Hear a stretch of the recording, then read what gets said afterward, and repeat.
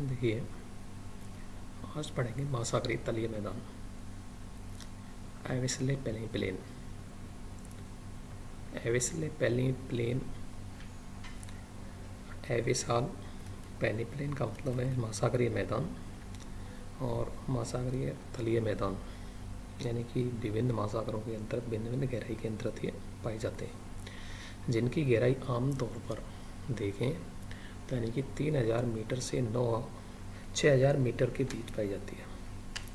ये महाद्वीपीय चढ़ाव और महासागरीय पर्वतमाला के बीच का क्षेत्र होता है, जो कि भिन्न भिन्न क्षेत्रों के अंतर्गत भिन्न भिन्न प्रकार का पाया जाता है। विभिन्न महासागरों के अंतर्गत जो मैदान पाए जाते हैं वो अलग अलग और स्थिति के अनुसार भिन्न भिन्न पाए जाते हैं। तो इस तरह से इनकी जो आकृति स्थिति है वो अलग अलग है। वैसे यदि ऐसे मैदानों को देखें तो पृथ्वी के लगभग 50% क्षेत्र के अंदर फैले हुए हैं।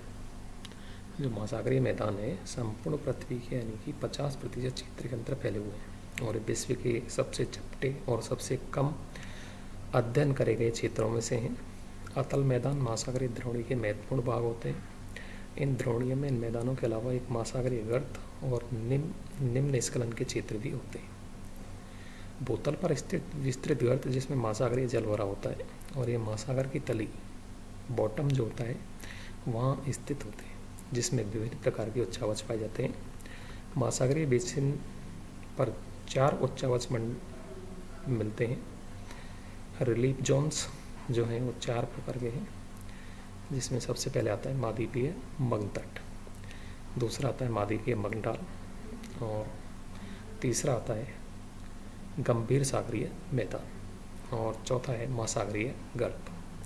महाद्वीपों के किनारे जलमग्न अथवा उथला जो भाग होता है, उठा हुआ जो भाग होता है, उसको महाद्वीपीय मग्न तट कहते हैं। इसके आगे तीव्र ढाल युक्त तली को महाद्वीपीय मग्न ढाल कहते हैं। महाद्वीपीय मग्न ढाल से आगे का जो भाग होता है वो महासागरीय नितल के सर्वाधिक विस्तृत भाग को गंभीर सागरीय मैदान कहते हैं, जो कि सामान्यतः 3000 से 6000 मीटर तक पाए जाते हैं। महासागरों में कहीं कहीं खड़े ढाल वाले या अत्यधिक गहरे भाग भी होते हैं, जिन्हें गर्त कहा जाता है, यानी कि जो गहरे गड्ढे होते हैं उनको महासागरीय गर्त कहते हैं।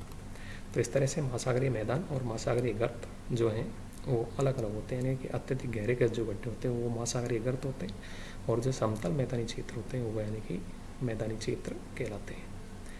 महासागरीय द्रोणी, महासागरों की सागर की जो सतह होती है वहाँ बड़ी द्रोणी होती है, और भूवैज्ञानिक आकृतियाँ कई भागों की बनी होती हैं, जिनमें अतल मैदान शामिल होते हैं। इसमें भूवैज्ञानिक रूप से सक्रिय महासागरीय द्रोणियों में महासागरीय गर्त और निम्न स्खलन क्षेत्र भी सम्मिलित होते हैं। यह भी कहा जा सकता है कि महाद्वीपीय ताक जो मध्य महासागर है, मध्य महासागर के पर्वतमाला और महासागरीय गर्तों के बीच महासागरीय द्रोणियाँ भी फैली हुई होती हैं। मध्य महासागर पर्वतमाला किसी सागर के अंतर्गत जो प्लेट विवर्तन के द्वारा एक पर्वतमाला होती है, जिसमें कई पहाड़ और श्रृंखलाओं में आयोजित होते हैं। इनके बीच में एक लंबी रिफ्ट नामक घाटी होती है, और इस घाटी के बीच 2 भौगोलिक तत्वों के सम्मेलन की सीमा होती है, जहाँ दबाव और रगड़ के कारण भूप्रवार यानी कि मेंटल से पिघला हुआ मैग्मा, जो ज्वालामुखी के अंतर निकलने वाला लावा है, वो मैग्मा उगलकर लावा के रूप में बाहर आ जाता है और नया फर्श बनता है। इस प्रक्रिया को है सागर नितल प्रसार भी कहते हैं। Sea floor spreading. Sea floor spreading का मतलब है सागर विस्तार की संकल्पना। तो इस तरह से यानी कि जो महासागरीय मैदान हैं, under water peneplain of the ocean floor usually found at depth between 3000 meters and 6000 meters, laying generally between the foot of a continental ridge and a mid-ocean ridge. Abyssal plains cover more than 50% of Earth's surface. They are among faultest, smoothest and latest explored regions on the Earth. Abyssal plains are key geologic elements of oceanic basins, यानी कि जो महासागरीय मैदान है, महासागरीय मैदान भू आकृति के प्रारंभिक तत्व हैं जहाँ से यानी कि महासागरीय उच्चावच का निर्माण होता है। और ये mid oceans ridge and flanking abyssal hills, यानी कि जो कटक हैं, कटक और इनके जो मध्यवर्ती भाग होते हैं जो समतल क्षेत्र के अंतर फैले होते हैं वो महासागरीय मैदान के रूप में जानते हैं।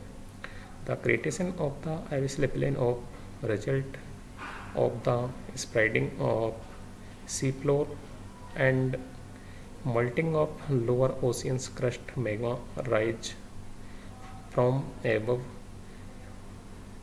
asthenosphere, and as this basaltic material reach the surface as at mid-ocean ridges, it forms a new oceanic crust, यानी कि जो जहाँ प्लेट विवर्तनी की प्लेट टेक्टोनिक थ्योरी है मूवमेंट करती हैं वहाँ यानी कि विभिन्न क्षेत्रों के अंतर्गत विभिन्न प्रकार की स्थलाकृतियों का निर्माण होता है। क्रस्ट का न्यू क्रस्ट का निर्माण होता है, न्यू ओशनिक क्रस्ट जो कि के नाम से जानी जाती है। और concentratedly fuelled seed wedge separating circular जो महासागरीय सतह के अंदर विभिन्न प्रकार के तत्वों का निर्माण होता है। तो इस तरह से भिन्न भिन्न क्षेत्रों के अंतर्गत या महासागरीय लवणता का जमाव होता है। जो समुद्रों के अंतर्गत तलीय क्षेत्र होते हैं उन तलीय क्षेत्रों में विभिन्न प्रकार के जीवों का आवास होता है और विभिन्न प्रकार के क्षेत्रों के अंतर्गत यहाँ वनस्पति जीव जंतु सभी क्षेत्रों के अंतर्गत पाए जाते हैं। और यहाँ निक्षेपों का भी जमाव होता है। जो सेडिमेंट डिपॉजिट हैं, सेडिमेंट डिपॉजिट महासागरीय लवणता है, इसका जमाव होता है। और महासागरीय जमाव जो है वो इन्हीं क्षेत्रों के अंतर्गत सबसे अधिक पाए जाते हैं। तो महासागरीय जो मैदान है, महासागरीय मैदानों के अंतर्गत महासागरीय लवणता है, महासागरीय निक्षेप हैं, ये जो हैं ये इन्हीं के अंतर्गत सबसे अधिक पाए जाते हैं। तो इस तरह से जो एबिसल प्लेन्स हैं वह were not recognised at distinct physiographic features of the sea floor until the late 1940s, and until very recently none had been studied on a systematic basis. They are properly preserved in the sedimentary record because they tend to consumed by the subduction process, यानी कि इन क्षेत्रों के अंदर विभिन्न प्रकार के जमाव होते हैं और जमाव जो हैं वो अलग अलग क्षेत्रों के अंदर क्षितिजीय वर्टिकल रीजन से हैं, वर्टिकल रीजन्सों के अंतर्गत इनका जमाव होता रहता है। तो इस तरह से महासागरीय जो मैदान है, महासागरीय मैदान जो हैं विभिन्न प्रकार के जीव और विभिन्न प्रकार के जो रहने वाले वहाँ के वातावरण है उसके अंतर्गत भिन्न भिन्न प्रकार के जीवों के आवास उपलब्ध होते हैं। तो इस तरह से जो महासागरीय मैदान है, महासागरीय मैदान जो है मानव जीवन के लिए महत्वपूर्ण है क्योंकि यहाँ विभिन्न प्रकार के खनिजों का पता लगाया गया है। मैनी मिनरल्स डिस्कवरी, यानी कि विभिन्न प्रकार के जो खनिज हैं वो भी इन क्षेत्रों के अंतर्गत पाए जाते हैं।